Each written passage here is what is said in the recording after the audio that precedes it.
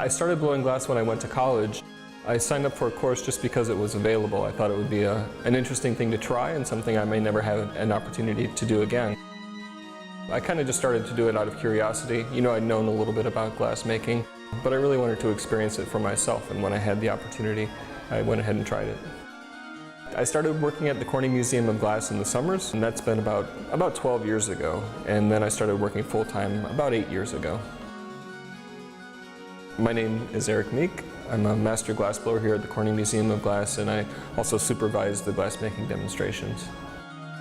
A gaffer is a term that's historically been used here in Corning for the master glassmaker. Gaffer is a term of respect. From what we understand, it's a British term. So if you go to a job site in Great Britain still today, if you ask for the gaffer, you'll get the foreman.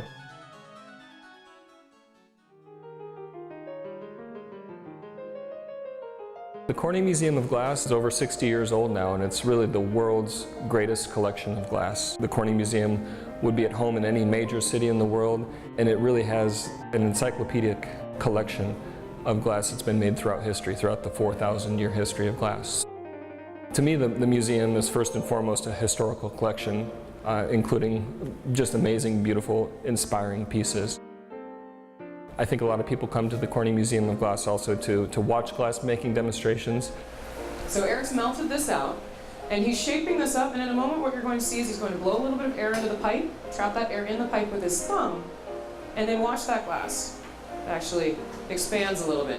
You know, glass making is something that because it is so mysterious, so unique, that it's a lot of fun to watch. The pace of it is fun to watch, the dynamic change is fun to watch.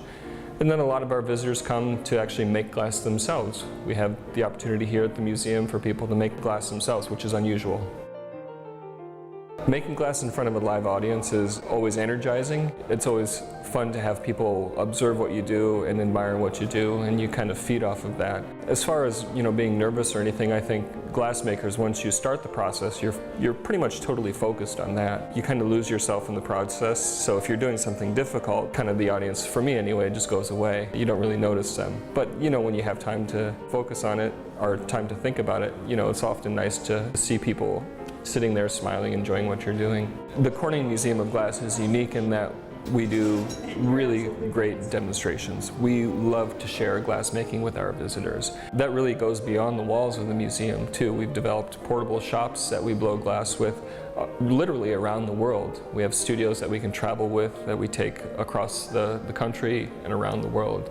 And we're even blowing glass on 3 different cruise ships right now. The Corning Museum has become known for professionally presenting glass-making demonstrations. We explain what we do, we're passionate about what we do, we love to share what we do. And so I'm really proud that the museum is known for that.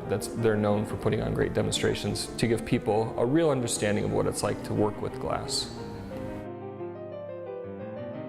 To be successful in this medium, in any medium, you have to be a technician first, and that means controlling the glass. A lot of times you'll hear people who are just starting to blow glass say, oh, we just kind of let the glass do what it wanted to do. That's great for learning. If you're a professional, you have to be able to work with the glass to control the outcome of the glass. So I would say, for myself personally and for most of the glassmakers here at the Corning Museum, you have a very clear picture of what you want to make, and you control the glass to create that object. The process of making glass, like any other creative pursuit, begins with an idea. So you have to have a vision of what you want to create. And then, to support that vision, you have to have the skills to do it. When I approach making a piece of glass, I visualize it in my mind. I usually don't draw it out, I usually just visualize it in my mind.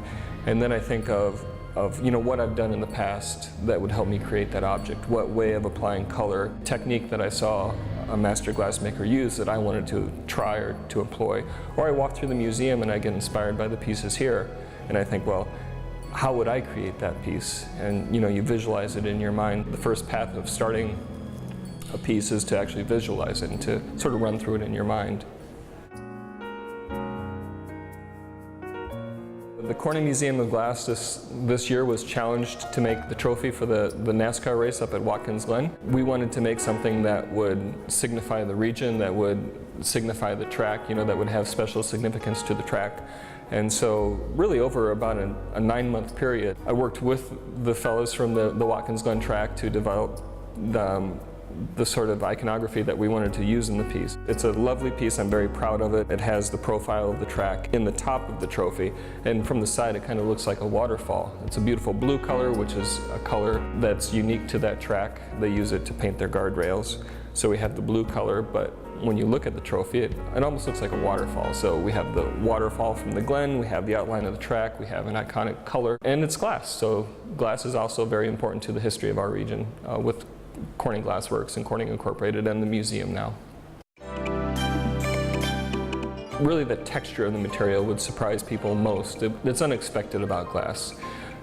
A lot of other materials that you see people create with wood or clay, we all have a personal connection with. No one is really, until you try working with molten glass, no one really knows what the material is like.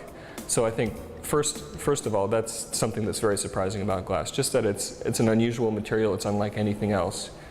The thing about glass making that is unique is that every moment you're working with it, it changes. So it begins very soft and fluid, and then sometimes in a matter of just seconds, it hardens into something that's basically as hard and brittle as glass is at room temperature. So we're working with a range of textures and viscosities in a range of temperatures, and that's really the challenge about glass making, and I think the thing that's most unexpected about it.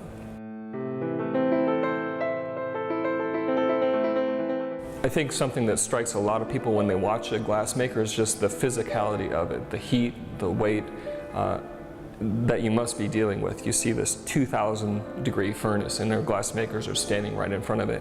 And I think a lot of people wonder if that affects you, if that affects you know, when you're working, if that's something that's in your mind. But you really do you become accustomed to the heat, you become accustomed to the physicality of making glass, and a lot of people love it. A lot of people love working with glass because of those elements, because of it's hard work and you're sweating, but I really enjoy that.